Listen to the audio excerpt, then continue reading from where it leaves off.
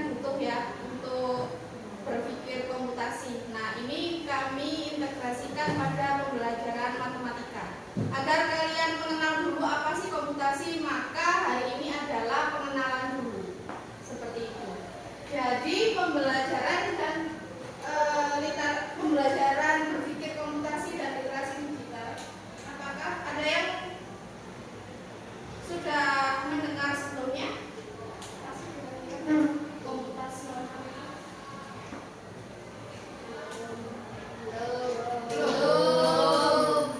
Kalau dari kata-katanya ada komputasional, berarti nanti kira-kira kita hubungkan kemana arahnya? Komputer.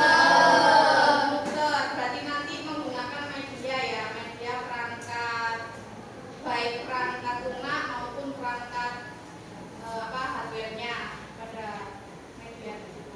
Kemudian ini ya, untuk pengantarnya pengguna inovatif. Jadi nantinya kenapa penting? Jadi kalian itu sebagai generasi muda itu dituntut untuk berinovasi, membentuk siswa menjadi pencipta, bukan hanya dari segi menjadi konsumen aja. Kemudian selanjutnya kalian dituntut untuk memecahkan masalah. Jadi memecahkan masalah itu dengan struktur atau pola-pola yang sudah kalian pelajari sebelumnya. Ya, berpikir komputasional menggunakan masalah kompleks menjadi bagian-bagian sederhana agar lebih mudah dipecahkan. Kemudian yang selanjutnya kalian dituntut untuk berliterasi digital. Itu membekali kalian untuk melek akan digital, baik itu dari etika, dari segi keamanan untuk menjaga privasi datanya seperti itu, agar aman dan tidak dimanfaatkan oleh pihak-pihak yang tidak bertanggung jawab. Kemudian untuk pilar berpikir komputasional ya, ada beberapa rules-nya, ada beberapa. Ini saya buat bagannya. Yang pertama adalah dekomposisi atau decomposition. Itu memecahkan masalah menjadi bagian-bagian kecil yang mudah dikelola. Seperti itu. Kemudian pattern recognition.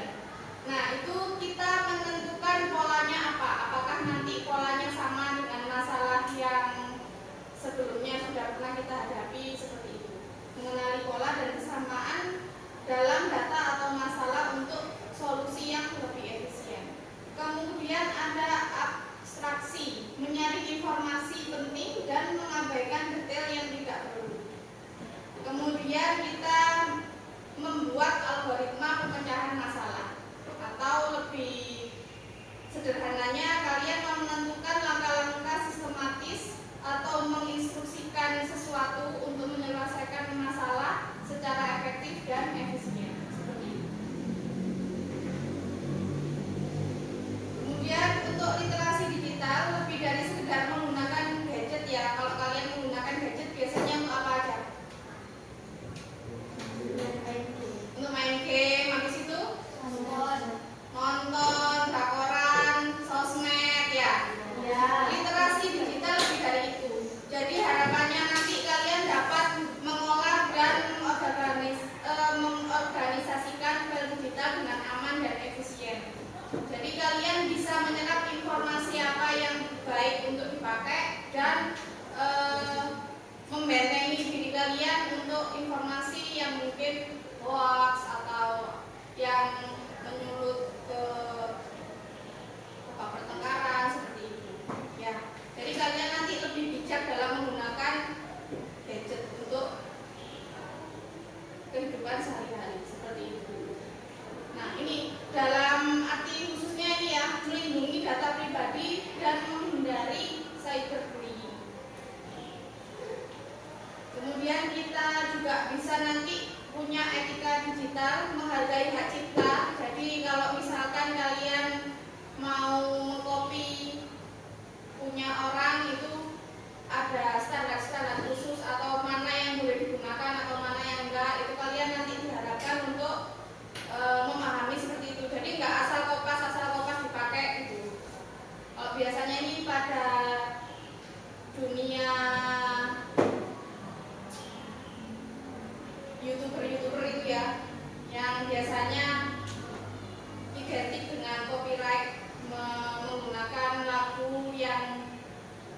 khusus untuk dikomersilkan seperti itu.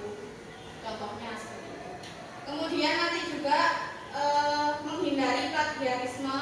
Jadi kalian menghindari memplagiat hasil karya orang lain dan lebih bertanggung jawab dalam dunia maya.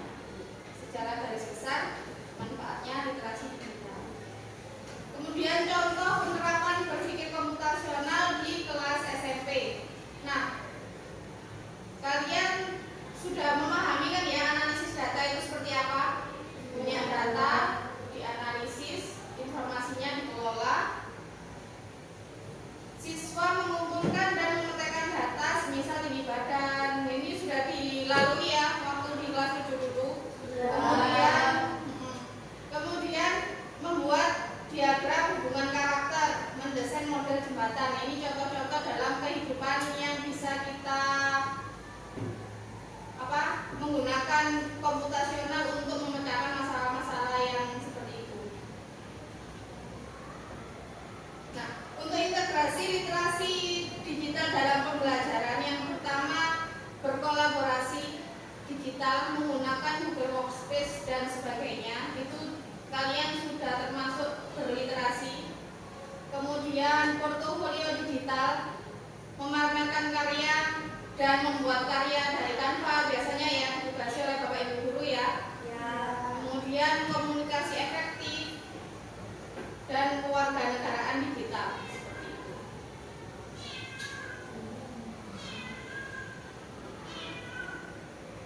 Oke, tantangan-tantangannya yang mungkin kalian nanti keterbatasan atau misalnya kalau ada yang kurang mampu dalam segi ekonomi, mungkin tantangannya tidak mempunyai perangkat yang memadai, misalnya belum punya komputer, seperti itu tantangannya. Solusinya bisa kalian berkolaborasi dengan teman atau mungkin menggunakan sarana dan prasarana sekolah untuk meningkatkan implementasi literasi digitalnya. Misalkan pakai lab TIK untuk mengerjakan tugas sekolah yang berhubungan dengan digital.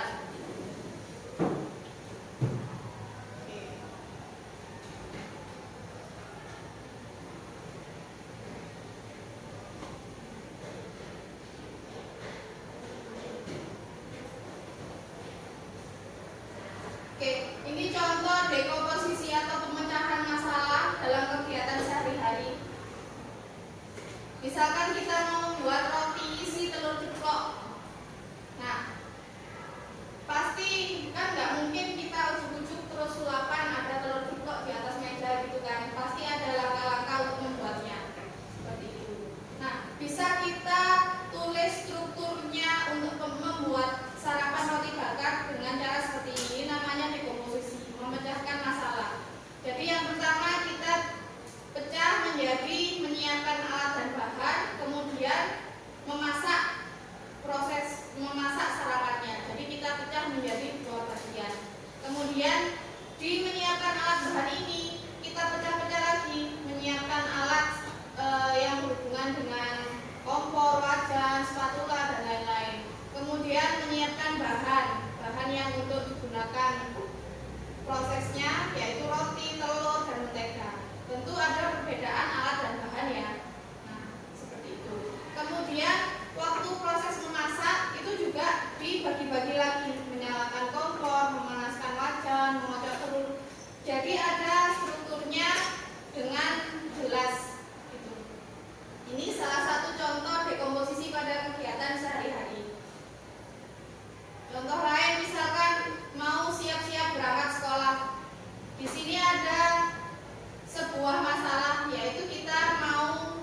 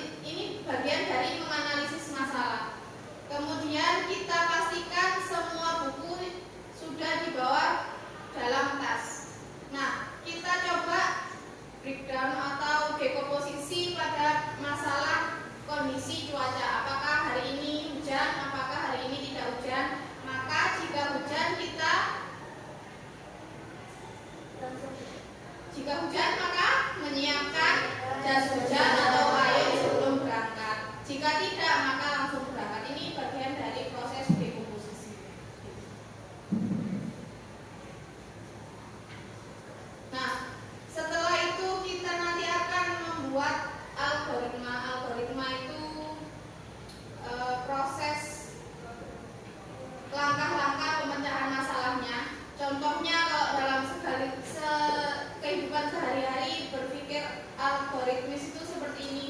Kita akan memasak nasi. Jadi langkah-langkah yang pertama, cucilah beras dengan air mengalir hingga bersih. Kemudian masukkan beras ke dalam rice cooker dan tuangkan air ke dalam rice cooker sampai step selanjutnya, sampai ke-6 nasi siap untuk disajikan. Ini contoh algoritmik pada kehidupan sehari-hari.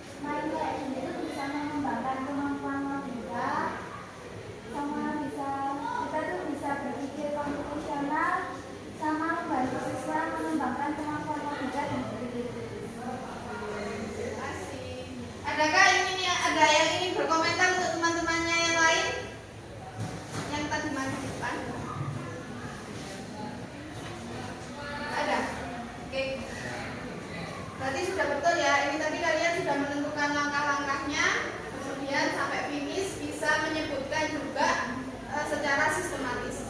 Baiklah, mari kita simpulkan anak-anak pembelajaran hari ini apa? Siapa yang bisa menyimpulkan? Saya. Oke, gimana? Jadi Bu, dengan berpikir komputasional, siswa akan terbiasa melihat persoalan dari berbagai sudut, serta bisa memecahkan masalah, dan kita akan bisa menemukan solusi yang lebih efektif. Oke, terima kasih. Kita beri tepuk tangan. Adakah yang ingin menyimpulkan lagi? Saya Bu, Ya? berpikir komputasional membantu siswa mengembangkan kemampuan memecahkan masalah secara logis dan sistematis. Sama ya, hampir mirip. Tepuk tangan dulu.